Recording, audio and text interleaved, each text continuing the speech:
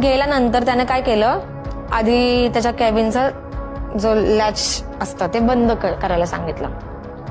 मग तांब्याच्या भांड्यात एक पाणी आणलं आणि ते मला त्याने ते प्यायला दिलं. त्या पाण्याची चव खारट आणि एवढी कडवट होती ना की ते पाणी पिल्यानंतर मला एकदम मळमळायला लागलं, एकदम गरगरायला लागलं.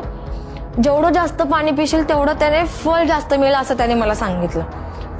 मला पाणी पिलेला ग्लास डोक्यावर ठेवून उभं राहायला सांगितलं.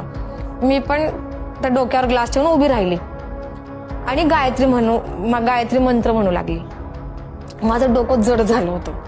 कॅप्टननं केबिनची सगळी लाईट बंद केली आणि मग तो मला म्हणला की मी कृष्णाचा अवतार आहे आणि तू माझी राधा आहेस, असं सारखं माझ्या कानाजवळ तो पुटपुटत होता. मग ना त्यानं माझ्यावर जबरदस्ती करायला सुरुवात केली. माझं डोकं जड झालं.